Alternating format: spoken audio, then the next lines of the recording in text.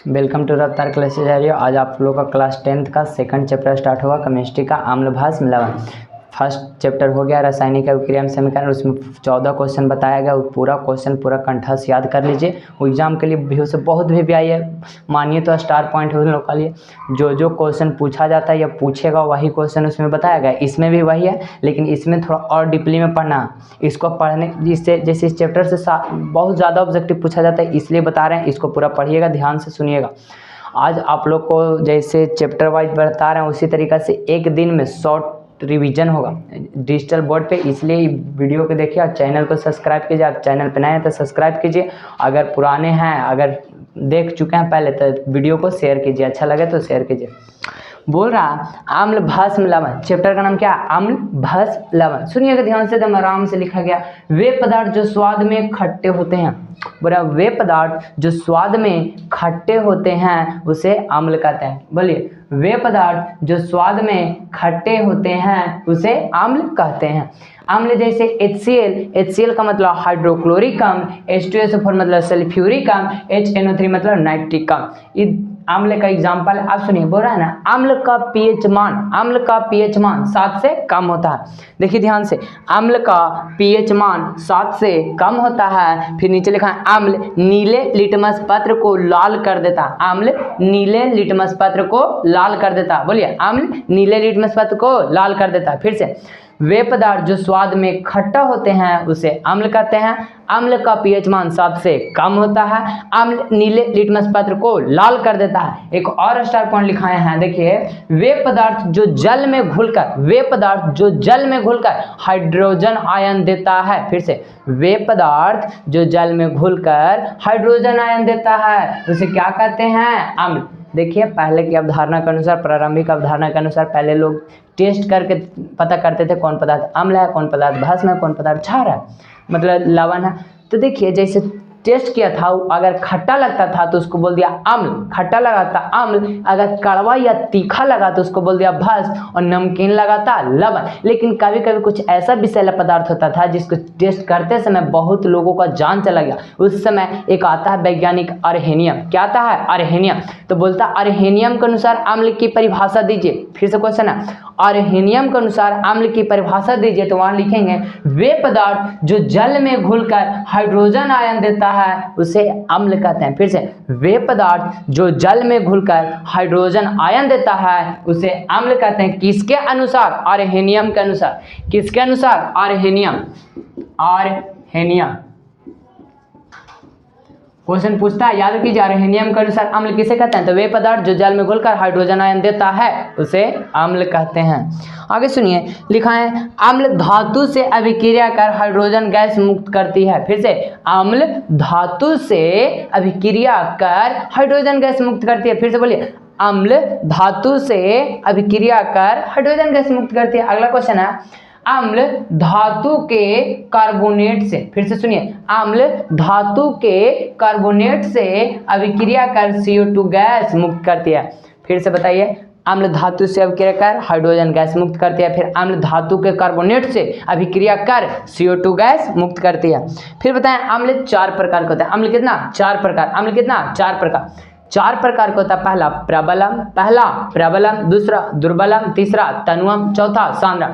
Problem, दुर्बलम, तनुअम, सांद्रम। देखिए, प्रबल अम्ल किसे कहता है? प्रबल का मतलब जो जल में घुलकर पूर्ण रूप से हाइड्रोजन आयन देता है। फिर से, वैसा अम्ल या वैसा पदार्थ जो जल में घुलकर पूर्ण रूप से हाइड्रोजन आयन देता है उसे प्रबल अम्ल कहते हैं। फिर से बताइए, वह पदार्थ जो जल में घुलकर पूर्ण रूप से हाइड्रोजन आयन देता है उसे प्रबल अम्ल कहते हैं। दुर्बल अम्ल किसे कहते हैं? तो सुनिए, वैसा पदार्थ जो जल में घुलकर आंशिक रूप से हाइड्रोजन आयन देता है। फिर से, वह पदार्थ जो जल में घुलकर आंशिक रूप से हाइड्रोजन आयन देता है उसे दुर्बल अम्ल कहते हैं। याद हो गया, प्रबल अम्ल पूर्ण रूप से हाइड्रोजन आयन देगा और दुर्बल अम्ल आंशिक रूप से हाइड्रोजन आयन देता है। तनु अम्ल क्या कहते हैं? तो वैसा पदार्थ या वैसा अम्ल जिसमें जल की मात्रा अधिक, अरे जल की मात्रा अधिक, बोलिए जल की मात्रा अधिक, जल की मात्रा अधिक एवं अम्ल की मात्रा कम हो। फिर से तनु अम्ल किसे कहते हैं? वैसा अम्ल जिसमें जल की मात्रा अधिक एवं अम्ल की मात्रा कम, उसे तनु अम्ल कहते हैं। अगला सांद्र अम्ल किसे कहते हैं? वैसा अम्ल जिसमें जल की मात्रा कम, अरे जल की मात्रा कम और अम्ल की मात्रा अधिक। देखिए तनु का मतलब होता है पतला, और पतला कहने का मतलब पतला कैसे होगा? जिसमें जल की मात्रा ज्यादा रहेगा, तो वही डिफिनेशन है। जिसमें जल की मात्रा अधिक और अम्ल की मात्रा कम, उसे तनु अम्ल कहते हैं। फिर से सांद्र अम्ल किसे कहते हैं? जिसमें जल की मात्रा कम, अरे जल की मात्रा कम और अम्ल की मात्रा अधिक, उसे कौन अम्ल कहते हैं? सांद्र। यहाँ तक याद हुआ? देखिए लगातार याद होते जाएगा। फिर से सुनिए यहाँ से, फिर से वे पदार्थ जो स्वाद में खट्टे होते हैं उसे अम्ल कहते हैं। अम्ल स्वाद में खट्टा होता है। फिर अम्ल का पीएच मान 7 से कम होता है। अम्ल का पीएच मान 7 से कम होता है। अम्ल नीले लिटमस पत्र को लाल कर देता है। अम्ल नीले लिटमस पत्र को लाल कर देता है। वे पदार्थ जो जल में घुलकर हाइड्रोजन आयन देता है। फिर से वे पदार्थ जो जल में घुलकर हाइड्रोजन आयन देता है उसे अम्ल कहते हैं। और अम्ल धातु से अभिक्रिया कर हाइड्रोजन गैस मुक्त करती है। अम्ल धातु के कार्बोनेट से अभिक्रिया कर CO2 गैस मुक्त करती है। अम्ल कितना प्रकार के? 4। कौन कौन? प्रबल अम्ल, दुर्बल अम्ल, तनु अम्ल और सांद्र। प्रबल अम्ल किसे कहते हैं? तो वे पदार्थ जो जल में घुलकर पूर्ण रूप से हाइड्रोजन आयन देता है उसे प्रबल अम्ल कहते हैं। दुर्बल वे अम्ल जो जल में घुलकर आंशिक रूप से हाइड्रोजन आयन देता है उसे दुर्बल अम्ल कहते हैं। तनु अम्ल वैसा अम्ल जो जिसमें जल की मात्रा अधिक, अरे जल की मात्रा अधिक, अम्ल की मात्रा कम, उसे कौन है? तनु अम्ल। और सांद्र अम्ल किसे कहते हैं? वैसा अम्ल जिसमें अम्ल की मात्रा अधिक, अरे अम्ल की मात्रा अधिक और जल की मात्रा कम हो, उसे सांद्र अम्ल कहते हैं। अब सुनिए कौन कौन पदार्थ में कौन कौन सा अम्ल पाया जाता है, याद कीजिए।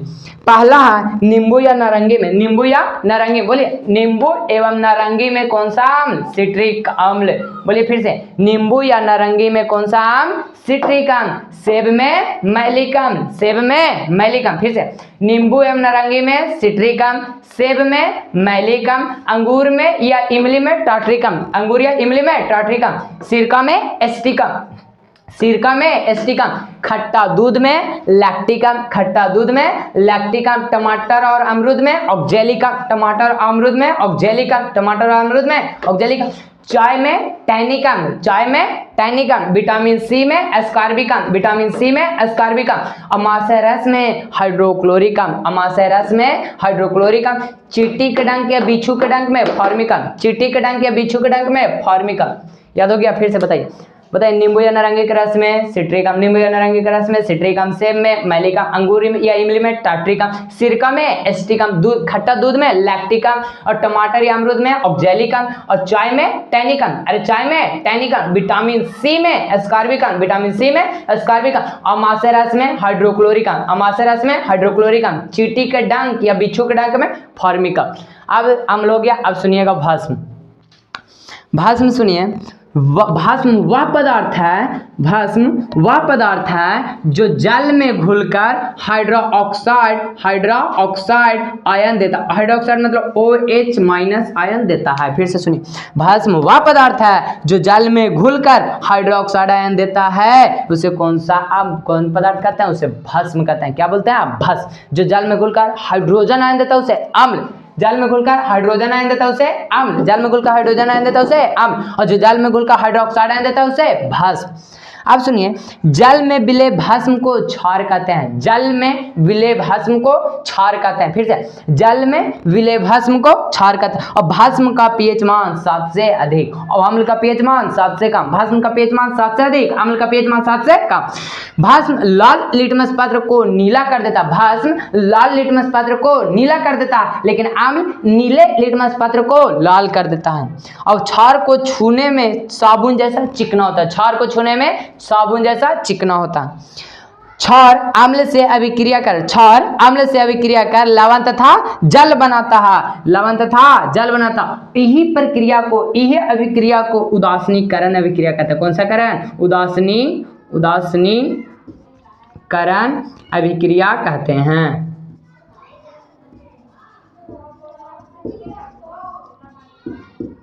फिर से सुनिए, क्षार अम्ल से अभिक्रिया कर लवण तथा जल बनाता है। क्षार अम्ल से अभिक्रिया कर लवण तथा जल बनाता, और इस अभिक्रिया को उदासीनीकरण अभिक्रिया कहते हैं। फिर से, इस अभिक्रिया को उदासीनीकरण अभिक्रिया कहते हैं। आगे सुनिए, धातु के ऑक्साइड, अरे धातु के ऑक्साइड भास्मिक होते हैं, मूलतः भास्मिक होते हैं। धातु का ऑक्साइड मूलतः भास्मिक होता है, धातु का ऑक्साइड मूलतः भास्मिक होता है, धातु का ऑक्साइड मूलतः भास्मिक होते हैं। आगे सुनिए, भास्म दो प्रकार के होते हैं। भास्म कितना प्रकार के? दो। अरे भास्म कितना? दो, एक प्रबल भास्म और एक दुर्बल भास्म। अरे प्रबल भास्म और दुर्बल भास्म, प्रबल भास्म और दुर्बल भास्म। भास्म कितना? दो, एक प्रबल भास्म और दुर्बल भास्म। देखिए प्रबल भास्म किसे कहते हैं? तो वैसा भस्म जो जल में घुलकर पूर्ण रूप से हाइड्रोक्साइड आयन देता है। वैसा भस्म जो जल में घुलकर पूर्ण रूप से हाइड्रोक्साइड आयन देता है उसे प्रबल भस्म कहते हैं। फिर से, वैसा भस्म जो जल में घुलकर पूर्ण रूप से हाइड्रोक्साइड आयन देता है उसे प्रबल भस्म कहते हैं। दुर्बल भस्म, वैसा पदार्थ जो वैसा भस्म जो जल में घुलकर आंशिक रूप से हाइड्रोक्साइड आयन देता है उसे दुर्बल भस्म कहते हैं। जो पूर्ण रूप से हाइड्रोक्साइड आयन देगा प्रबल भस्म, और आंशिक रूप से हाइड्रोक्साइड आयन देगा दुर्बल भस्म। अब आगे देखिए, नीचे देखिए, बोल रहा है, सुनिए ध्यान से। यहाँ क्वेश्चन है प्रबल अम्ल, क्या बोले? प्रबल अम्ल और प्रबल भस्म से बने विलयन उदासीन होते हैं। फिर से, प्रबल अम्ल एवं प्रबल भस्म से बने विलयन क्या होते हैं? उदासीन। और जब उदासीन होगा तो याद कीजिए इसका पीएच मान कितना?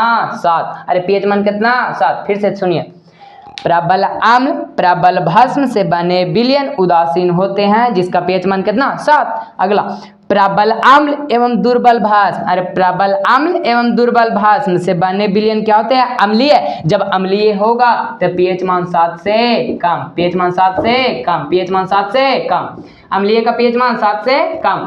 फिर सुनिए, फिर यहाँ क्वेश्चन है प्रबल भस्म एवं दुर्बल सॉरी यहाँ पे हो जाएगा दुर्बल अम्ल।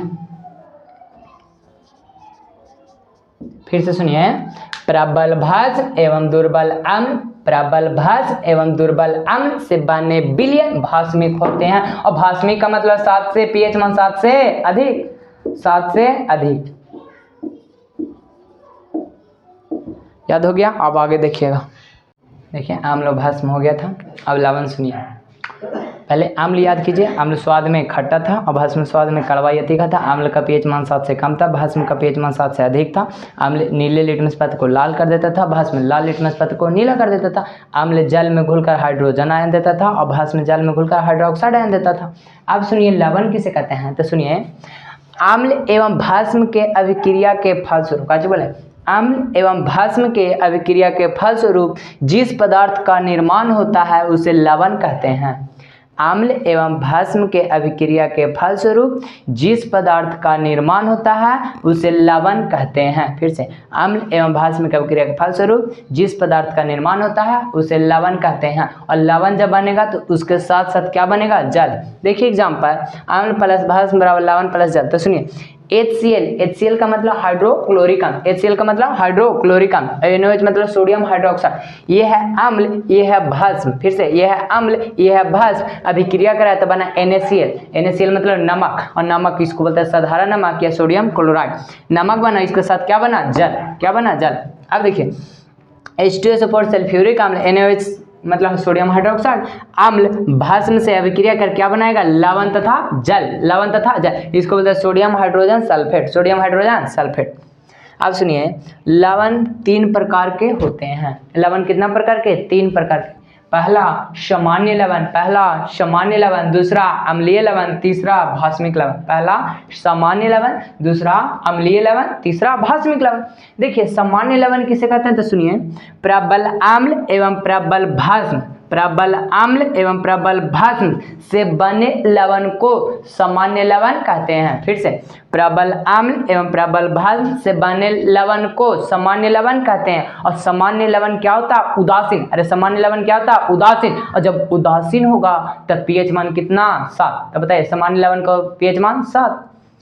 अब सुनिए अम्लीय लवण, तब प्रबल अम्ल एवं दुर्बल भस्म, प्रबल अम्ल एवं दुर्बल भस्म से बने लवण को अम्लीय लवण कहते हैं। प्रबल का मतलब होता है मजबूत और दुर्बल का मतलब होता है कमजोर। अरे प्रबल मतलब पूर्ण रूप से, मतलब जैसे बोले हैं अम्ल क्या बोलते हैं, जो पूर्ण रूप से जल में घुलकर हाइड्रोजन आयन देता है उसे प्रबल अम्ल कहते हैं, और जो जल में घुलकर आंशिक रूप से हाइड्रोजन आयन देता है उसे दुर्बल अम्ल कहते हैं। उसी तरीके से बोला जिसमें प्रबल अम्ल हो और दुर्बल भस्म हो, वो दोनों बनेगा, जो लवण बनेगा उसी को क्या बोलेंगे, अम्लीय लवण। इसमें प्रबल अम्ल था तो अम्लीय लवण, इसको में प्रबल भस्म है तो भस्मिक लवण। फिर से प्रबल भस्म एवं दुर्बल अम्ल, प्रबल भस्म एवं दुर्बल अम्ल से बने लवण को भस्मिक लवण कहते हैं। तीनों लवण याद हो गया, फिर से बोलिए। प्रबल अम्ल एवं प्रबल भस्म से बने लवण को सामान्य लवण कहते हैं। फिर से प्रबल अम्ल एवं दुर्बल भस्म, प्रबल अम्ल एवं दुर्बल भस्म से बने लवण को अम्लीय लवण कहते हैं। फिर अब प्रबल भस्म एवं दुर्बल अम्ल, प्रबल भस्म एवं दुर्बल अम्ल से बने लवण को भस्मिक लवण कहते हैं। अब सुनिए जलयोजित लवण। जल योजित लवण किसे कहते हैं, तो सुनिए वैसा लवण जिसमें रवाकरण के जल उपस्थित रहता है। फिर से वैसा लवण जिसमें रवाकरण का जल उपस्थित रहता है उसे कौन लवण कहते हैं, जलयोजित लवण। जिसमें रवाकरण का जल उपस्थित रहेगा उसे कौन लवण, जलयोजित लवण। जैसे होता है कॉपर सल्फेट, या इसी का दूसरा नाम हराथोथा, इसका फार्मूला होता है FeSO4 × 5H2O। एक और होता है जिप्सम। क्या होता है, जिप्सम। जिप्सम में भी जल रहता है, जिप्सम आगे बताएंगे कैसे प्राप्त करते हैं। जिप्सम का फार्मूला CaSO4 × 2H2O। अब देखिए इसमें H2O होते हैं, H2O मतलब क्या चीज, जल। जिसमें जल उपस्थित हो तो जलयोजित लवण कहते हैं। और इसका देखिए अनाद्र लवण किसे कहते हैं, तो वैसा लवण जिसमें रवाकरण के जल उपस्थित नहीं हो, वैसा लवण जिसमें रवाकरण के जल उपस्थित नहीं हो उसे कौन लवण कहता है, अनाद्र लवण। जैसे सुनिए कॉपर सल्फेट को, अरे यही ना, देखिए यहाँ पे इसको हम लोग गर्म करते हैं तो देखिए जल अलग टूट जाता है और कॉपर सल्फेट अलग। इस जो बना इसी को बोलता है अनाद्र कॉपर सल्फेट, अनाद्र कॉपर सल्फेट, अनाद्र कॉपर सल्फेट। तो सुनिए जलयोजित लवण को गर्म करने पर वो जल का काचा होता है विघटित मतलब जल टूट जाता है और प्राप्त होता है जो लवण, उसी को क्या बोलता है, अनाद्र लवण। आगे देखिए इधर एक है सूचक। सूचक एक ऐसा शब्द है जिसको अंग्रेजी में इंडिकेटर बोलते हैं, अंग्रेजी में इंडिकेटर या इसी को बोलते हैं सिंबल। सूचक क्या होता है, तो जो पदार्थ किसी विलयन में अपने रंग को परिवर्तन कर हमें यह बताता है कि कौन पदार्थ अम्लीय है और कौन पदार्थ क्षारीय है। देखिए सूचक एक पदार्थ होता है जो किसी विलयन में जाके अपना रंग बदल देगा और बदल के हमको बताएगा कौन पदार्थ अम्लीय है और कौन पदार्थ क्षारीय है, उसी को क्या बोलेंगे, सूचक। उसी को क्या बोलें, सूचक। याद हो गया, फिर से सुनिए। जो पदार्थ किसी विलयन में अपने रंग को परिवर्तन कर हमें बताता है कि कौन पदार्थ अम्लीय है और कौन पदार्थ क्षारीय है, उसी को क्या बोलते हैं, सूचक। सूचक जैसे लिटमस पत्र, चुकंदर, लाल गोभी का पत्ता, मेथिल ऑरेंज और जैसे होता है यहाँ पे लिखा है चुकंदर, फिनोल्फथलीन और लिटमस पत्र, हल्दी सब हो गया। अब सुनिए सूचक मूल्य रूप से दो प्रकार का। सूचक कितना, दो। अरे सूचक कितना, दो। एक प्राकृतिक सूचक और एक मानव निर्मित। एक प्राकृतिक सूचक और एक मानव निर्मित। प्राकृतिक सूचक क्या कहता है, तो वैसा सूचक जो प्रकृति के द्वारा प्राप्त किया जाता है। फिर से वैसा सूचक जो प्रकृति के द्वारा प्राप्त किया जाता है उसे प्राकृतिक सूचक कहते हैं। जैसे चुकंदर, लाल गोभी का पत्ता, हल्दी, ये मानव बनाता है नहीं, वो नेचर के द्वारा प्राप्त होता है, प्रकृति के द्वारा प्राप्त होता है, इसलिए उसको कौन सूचक बोलेंगे, प्राकृतिक सूचक। वैसा सूचक जो प्रकृति के द्वारा प्राप्त होता है उसे प्राकृतिक सूचक कहते हैं। अब है मानव निर्मित, या उसी को दूसरा नाम बोलते हैं रासायनिक। मानव निर्मित या रासायनिक, मानव निर्मित या रासायनिक। मानव निर्मित सूचक किसे कहते हैं, तो सुनिए वैसा सूचक जो मानव के द्वारा तैयार किया जाता है। फिर से वैसा सूचक जो मानव के द्वारा तैयार किया जाता है उसे कौन सूचक कहते हैं, मानव निर्मित, या उसी को कौन सूचक, रासायनिक सूचक। अब देखिए रासायनिक सूचक में जैसे हो जाएगा लिटमस पत्र, मेथिल ऑरेंज और कौन, लिटमस पत्र, मेथिल ऑरेंज और फिनोल्फथलीन, ये सब कैसा सूचक है, मानव निर्मित। कुछ याद कीजिए, कुछ सूचक है अपने रंग को परिवर्तन कर बताता कौन अम्ल है कौन क्षार है। तो सुनिए लिटमस पात्र अगर लाल हो जाएगा तो इसका क्या होगा, अम्ल में। अम्ल में कैसा होगा, लाल। लिटमस पात्र को अम्ल में डालेंगे तो लाल और भस्म में डालेंगे तो नीला। तो डायरेक्ट याद कीजिए, अब याद कीजिए, पहले अम्ल को बोल रहा है फिर भस्म को बोल रहा है। तो पहला लिटमस पात्र लाल नीला, लिटमस पात्र लाल नीला, और मेथिल ऑरेंज लाल पीला। फिर से लिटमस पात्र लाल नीला, मेथिल ऑरेंज लाल पीला, और फिनोल्फथलीन रंगहीन गुलाबी, फिनोल्फथलीन रंगहीन गुलाबी, हल्दी पीला लाल भूरा, हल्दी पीला लाल भूरा, और चुकंदर लाल बैगनी पीला। देखिए इसको में अम्ल में होता है लाल बैगनी और इसमें हो जाता है भस्म में कैसा, पीला। और लाल गोभी का पत्ता लाल बैगनी हरा, लाल बैगनी हरा। याद हो गया, फिर से बोले, बोलिए। लिटमस पात्र लाल नीला, लिटमस पात्र लाल नीला, अरे लिटमस पात्र लाल नीला, मेथिल ऑरेंज लाल पीला, मेथिल ऑरेंज लाल पीला, फिनोल्फथलीन रंगहीन गुलाबी, फिनोल्फथलीन रंगहीन गुलाबी, हल्दी पीला लाल भूरा, हल्दी पीला लाल भूरा, चुकंदर लाल बैगनी पीला, चुकंदर लाल बैगनी पीला, और लाल गोभी का पत्ता लाल बैगनी हरा। अब आगे देखिए, अब देखिए धातुओं की सक्रियता श्रेणी। कल जो पिछला क्लास में जो चैप्टर चला था रासायनिक अभिक्रिया एवं समीकरण, उसमें बताए थे सबसे विस्थापन अभिक्रिया में बताए थे क्वेश्चन, जो सबसे अधिक क्रियाशील धातु होता है, जो सबसे कम क्रियाशील धातु को विस्थापित कर देता है। तो सुनिए, सबसे अधिक क्रियाशील धातु कौन है और सबसे कम क्रियाशील धातु कौन है। तो सुनिए सक्रियता श्रेणी लाइन से याद कीजिए। पहले सबसे पहले potassium, calcium, sodium, magnesium, aluminium, zinc. फिर से potassium, calcium, sodium, magnesium, aluminium, zinc, लोहा, लेड, लोहा, लेड, यहाँ पे हो गया हाइड्रोजन, फिर हाइड्रोजन, उसके बाद तांबा, पारा, चांदी, सोना। देखिए ध्यान से सक्रियता श्रेणी याद रखिए। फिगर भी उसी तरीके से है, जो सबसे ज्यादा सक्रियता रहेगा वो बड़ा रहेगा, फिर धीरे धीरे कच्चा हो जाएगा, घटते जाएगा। तो एक बात याद रखिए, हाइड्रोजन के जो सबसे ऊपर जो सबसे ज्यादा सक्रिय होता है कौन होता है, पोटेशियम। अरे सबसे ज्यादा सक्रिय क्रियाशील धातु कौन, पोटेशियम। सबसे ज्यादा क्रियाशील धातु पोटेशियम। क्वेश्चन पूछता है सबसे ज्यादा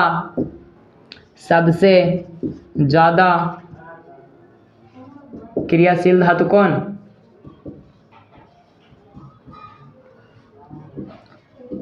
सबसे ज्यादा क्रियाशील धातु पोटेशियम। अरे सबसे ज्यादा क्रियाशील धातु पोटेशियम, सबसे ज्यादा क्रियाशील धातु पोटेशियम, उसके बाद कैल्शियम, उसके बाद कैल्शियम, और कैल्शियम के बाद सोडियम, और सोडियम के बाद मैग्नीशियम, और मैग्नीशियम के बाद एल्युमिनियम, एल्युमिनियम के बाद जिंक, और जिंक के बाद लोहा, इसी को बोलता है आयरन, और इसके बाद फिर लेड। लेड मतलब होता है शीशा। अरे लेड का मतलब शीशा, लेड का मतलब शीशा।